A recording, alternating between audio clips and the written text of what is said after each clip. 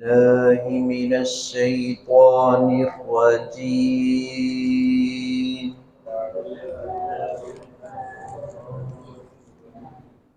بسم الله الرحمن الرحيم.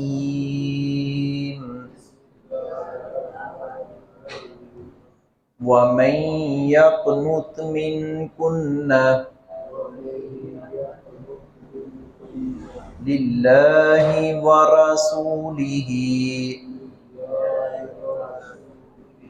وتعمل صالحا نؤتها أجرها مرتين وأعتدنا لها رزقا كريما. يا نساء النبي لستن كأحد من النساء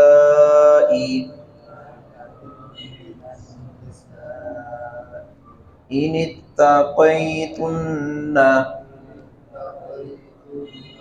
فلا تخضعن بالقول فيطمع الذي في قلبه مرض وقلن قولا معروفا.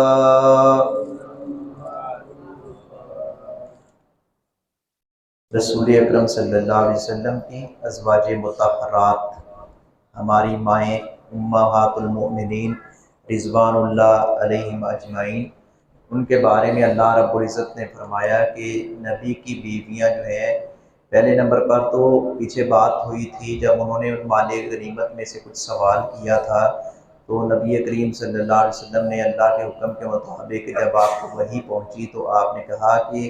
آپ آخرت کو ترجیح دیتی ہو، اللہ اور اس کے رسول کو ترجیح دیتی ہو یا دنیا کے مال کو؟ اگر تو دنیا کا مال تمہارا مطمع نظر ہے تو پھر میں محمد صلی اللہ علیہ وسلم کا تمہارے ساتھ نباہ نہیں ہو سکتا، پھر آپ اپنے اپنے گھروں میں چلی جائیں۔ تو پھر انہوں نے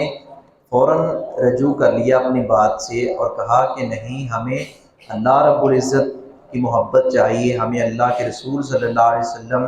کی معیت چاہیے اور ان کے ساتھ تعلق چاہیے، ہمیں آخرت کی زندگی جو ہے وہ مقصود ہے کہ وہ ہماری آخرت بن جائے، تو دنیا کے مال کی ہمیں کوئی پرواہ نہیں ہے۔ تو اللہ رب العزت نے پچھلی آیت میں یہ بھی فرمایا، پچھلی آیت میں ہم پڑھ کر آئے ہیں کہ اگر نبی کی بیویوں سے کوئی غلطی سرزد ہو جائے تو ہم انہیں دگنا گناہ دگنا عذاب دیں گے۔ یہاں یہ بھی فرمایا اگلی آیت میں کہ ان کے لیے اللہ رب العزت نیکی میں بھی دوہرا اجر رکھا ہے۔ تو ازواج مطہرات پابند رہیں، رسول اکرم صلی اللہ علیہ وسلم کی خدمت میں رہیں اور نبی صلی اللہ علیہ وسلم کی کما حقوق فرمانبرداری کی ہے۔ اور یہاں ساتھ اللہ رب العزت نے پیارے نبی کی بیویوں کو مخاطب کر کے یہ بات بھی ارشاد فرمائی کہ تم عام عورتوں جیسی نہیں ہو، تم نبی کی بیویاں ہو، تمہارا مقام بہت زیادہ ہے۔ اور پھر آداب میں سے کچھ ایک ادب کی بات بھی کی ہے کہ کوئی آئے آ کر دستک دے تو پھر گھر سے یہ انداز کیا ہونا چاہیے، کوئی غیر محرم دستک دیتا ہے، گھر میں کوئی نہیں ہے، عورت دروازے پر جائے تو دروازے کے پیچھے سے اس کا انداز، اس کا لب و لہجہ کس طرح کا ہونا چاہیے، اس کے اندر لچک نہیں ہونی چاہیے، اس کے اندر نرمی نہیں اس انداز میں، کیونکہ عورت کی آواز کے اندر بھی کشش اور لچک ہے جو دوسروں کو طرف، مردوں کو، غیر محرم لوگوں کو اپنی طرف مائل کرتی ہے۔ تو اللہ رب العزت نے فرمایا کہ ایسا لہجہ نرم و نازک نہیں اپنانا جس سے کسی باہر سے آنے والے کے دل میں کوئی شیطان وسوسہ ڈال دے، اس کے اندر کوئی خناسیت والی بات آ جائے۔ تو اللہ رب العزت نے یہ خطاب نبی صلی اللہ علیہ وسلم کی بیویوں سے کہہ لے، اور لیکن قیامت تک کی آنے والی مسلمان خواتین کے لیے یہ اصول مسلمہ ہے اور اس کی پابندی لازم ہے، چونکہ نبی کریم صلی اللہ علیہ وسلم کی بیویاں ہماری ماؤں بہنوں کے لیے وہ آئیڈیل ہیں۔ ومن یقنت، ومن اور جو یقنت فرمانبرداری کرے، من کنہ تم میں سے، للہ اللہ رب العزت کی، ورسولی اور اس کے رسول کی، اے نبی کی بیویوں جو تم میں سے اللہ اور اس کے رسول کی فرمانبرداری کرے گی، وتعمل اور وہ عمل کرے، صالحا نیک، نیک عمل بھی کرے، نؤتیہا تو دیں گے اسے، اجرہا اس کا اجر، مرتین دو بار۔ اللہ رب العزت کو تمہاری یہ نیکیاں اس قدر اچھی لگتی ہیں کہ اللہ رب العزت تمہارا مقام اتنا اونچا ہے کہ تمہیں دوہرا اجر عطا فرمائے گا اگر تم اللہ اور اس کے رسول کی فرمانبرداری کرو اور نیک اعمال کرو۔ وَأَعْتَدْنَا اور ہم نے تیار کیا ہے لہا اس کے لیے رزقاً کریمہ، باعزت رزق۔ باعزت رزق سے مراد یہاں جنت کے اندر اللہ رب العزت نے عزت والا رزق تیار کر رکھا ہے جس میں خیر و برکات ہیں، اور اس کے ساتھ ساتھ یہ مال غنیمت جو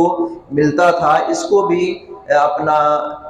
باعزت رزق ہی کہا گیا ہے۔ یا نساء النبی، اے نبی کی بیویوں، لستن تم نہیں ہو کا احدن کسی ایک کی مانند، من النساء عورتوں میں سے، تم عورتوں میں سے کسی ایک عورت کی، کسی بھی عورت کی طرح کی نہیں ہو، ان اتقیتن اگر تم تقوی اختیار کرو، فلا تخضعن تو نہ تم نزاکت اختیار کرو، بالقول بات چیت میں، جب غیر محرم سے بات چیت ہو، ضرورت کے تحت کوئی مجبوری بن جائے تو پھر نرم لہجے میں بات نہیں کرنی، اور ایسا انداز بھی نہ ہو جس سے یعنی کہ بد اخلاقی والی کوئی جھلک نظر آئے، بس لہجے کے اندر تھوڑی سی سختی ہونی چاہیے، بات اخلاق کے دائرے میں ہی کرنی ہے، لہجہ نرم نہیں ہونا چاہیے۔ فَيَطْمَعَ الَّذِي کہ طمع کرنے لگے وہ شخص، اگر وہ نزاکت، وہ لچک بقایا رہتی ہے، آواز میں وہ چاشنی رہتی ہے غیر محرم سے بات کرتے ہوئے، تو پھر وہ شخص طمع کرے گا، فی قلبی جس کے دل میں مرض روگ ہو، جس کے دل میں کوئی مرض ہو، کوئی روگ ہو، وَقُلْنَا اور تم کہو قولاً بات، معروفہ معقول، مناسب معقول اچھی اور بھلی بات کہو، وما علی الا البلاغ۔